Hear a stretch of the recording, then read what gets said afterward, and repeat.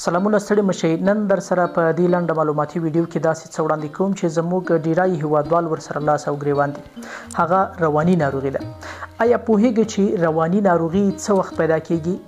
دا پوښتنه ډیره مهمه ده ځکه چې ډیری خلک فکر کوي چې رواني ناروغي شاید ناڅاپي رامنځته شي یا دا یوازې هغو خلکو ته پیښیږي چې ډیر کمزورې ذهن ولري.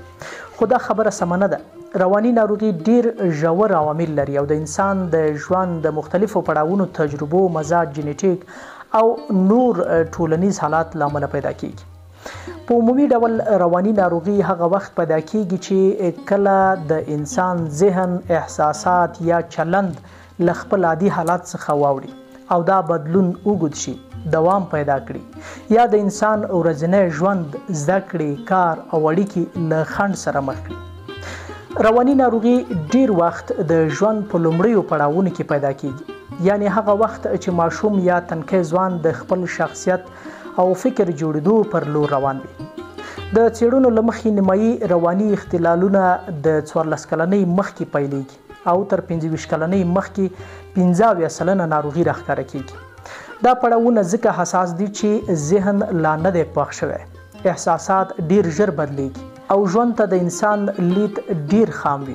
نو هره صدمه، بې پامۍ یا ستونزمن حالات ژور اغیز پرې کولی شي. دویم مهم ټکی دا دی چې رواني ناروغي ډیر وخت د غم، فشار یا ناورین وروسته را پیدا کیږي. که یو څوک خپل نږدې عزیز له لاسه ورکړي، د جنګ یا تاوتریخوالي شاهد وي، له خپل کوره بې ځایه شي یا اوږده بیکاري، بېوسي او یوازیتوب تجربه کړي، نو ذهن یې له فشار سره نشي مقابله کولی. د انسان مغز چې له طبیعته د امنیت، توازن او آرام غوښتونکی دی، کله چې له دوامداره فشار سره مخ شي نو اختلال رامنځته کوي، لکه خفګان، اضطراب یا د وسواس اختلال. بل خبره دا ده چې رواني ناروغي یوازې د بهرنیو ستونزو له امله نه پیدا کیږي. د انسان دننه جینیټیکي جوړښت هم پکې رول لري. که ستا په کورنۍ کې بل څوک رواني اختلال لري، مثلا مور، پلار، تره، ماما یا نیا، نو امکان لري چې تا ته هم دا ستونزه ولېږدول شي. البته دا په دې معنا نه ده چې حتمی به پیدا شي، خو چانس زیات وي.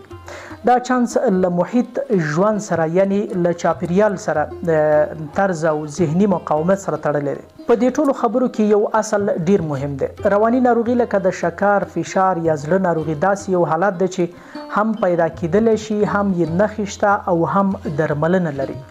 خو که پرې پټه خوله پاتې شو یا یې انکار وکړو نو وضعیت لا خرابېږي. بل مهم لامل بېخوبي، دوامداره ذهني فشار او یوازیتوب دی. که یو څوک هره شپه بېخوبه وي، ټول وخت فکرونه ورسره وي، اندېښنې ورسره وي یا له نورو خلکو جلا شي، نو دا حالات ذهن ډیر ژر ناروغوي.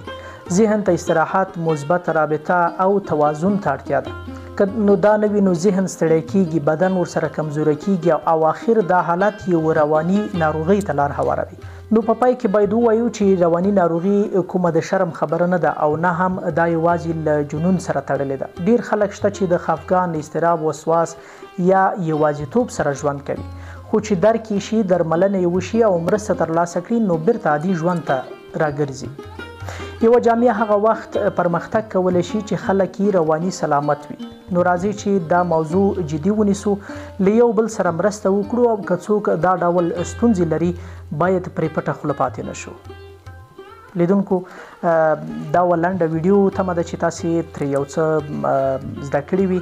تر بلې ویډیو چې بیا ستاسو په رانه چوپاړ کې حاضرېږو، تر هغې د الله په امان.